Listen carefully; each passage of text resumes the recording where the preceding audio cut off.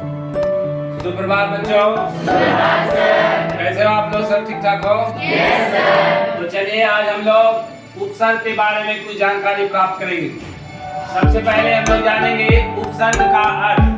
उपसर्ग जो है वो दो शब्दों के मेल से बना है। उपसर्ग कितने शब्दों के मेल से बना है? दो शब्दों के मेल से बना है।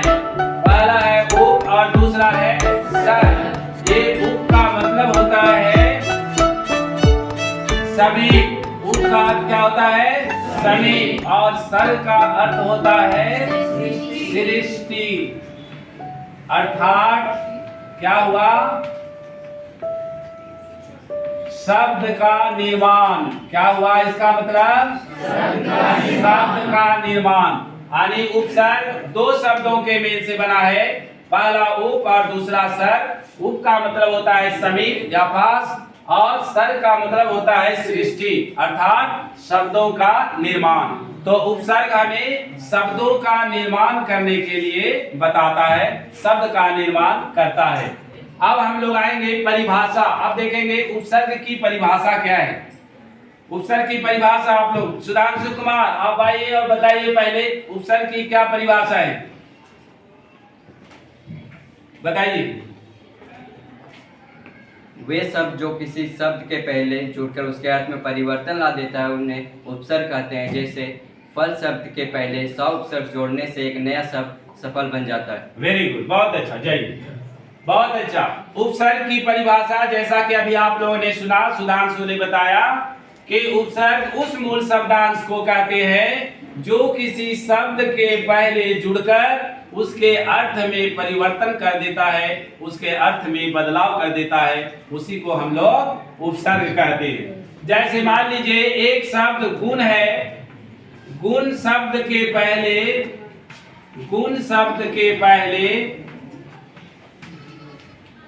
एक उपसर्ग हम लोग जोड़ देंगे।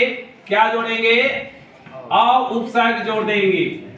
अ उपसर्ग जोड़ने से एक शब्द क्या बन जाता है?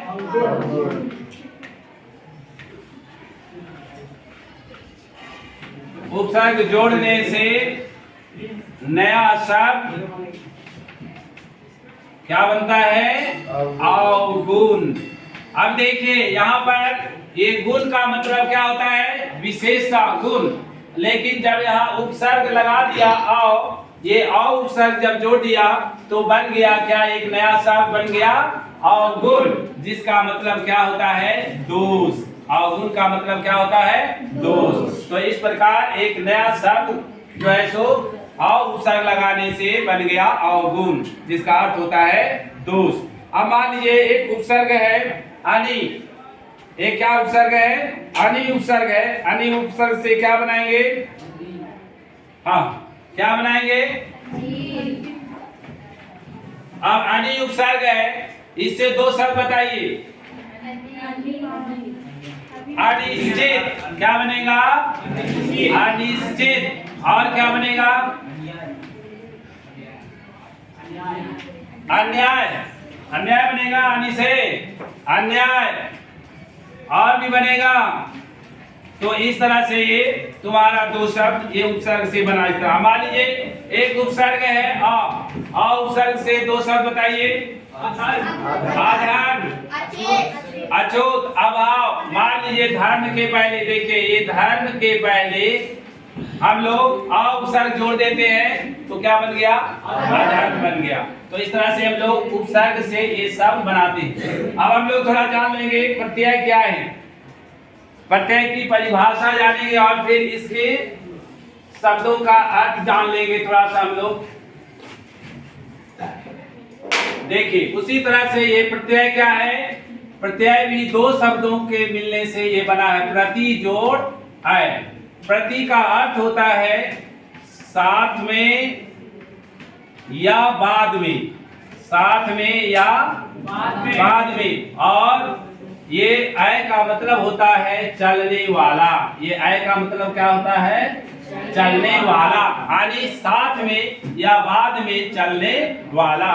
तो ये हो गया तुम्हारा प्रत्यय का शाब्दिक अर्थ। अब हम लोग प्रत्यय की परिभाषा अब जानेंगे। अब इसकी परिभाषा को जानेंगे कि प्रत्यय की परिभाषा क्या है। चंदन कुमार आप बताइए आकर प्रत्यय की परिभाषा क्या है। इनकमिंग वॉइस जुड़कर अर्थ को परिवर्तन कर देता है उसे प्रत्यय कहते हैं। हाँ चलिए ठीक है, वेरी गुड। क्या बताया कि प्रत्यय उस शब्दांश को कहते हैं जो किसी शब्द के अंत में जुड़कर और उसके अर्थ को बदल देता है। जैसे मान लीजिए एक शब्द है दया, अब दया शब्द में वान प्रत्यय जोड़ देंगे। दया शब्द में वान प्रत्यय लगाने से क्या बनता है? लगाने से एक शब्द दयावान, क्या शब्द बन गया? दयावान। ये प्रत्यय लगता शब्द बन गया। दया के अंत में वान प्रत्यय लगा दिया तो ये बन गया दयावान। एक शब्द क्या बन गया? दयावान। अब मान लीजिए एक शब्द है अक्कड़, बताइए अब अक्कड़ से क्या शब्द बनेगा? अक्कड़ प्रत्यय से भुलक्कड़, पियक्कड़। वेरी गुड, बहुत अच्छा। दूसरा है आप बताइए आवट, आवट प्रत्यय है। आवट प्रत्यय से दो शब्द बताइए।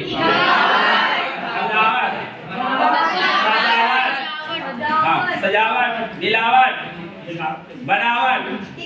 वेरी गुड, ठीक है। तो चलिए हम लोग आज यहीं तक रखेंगे। अगले दिन फिर हम लोग इसके बारे में जानकारी प्राप्त करेंगे। धन्यवाद।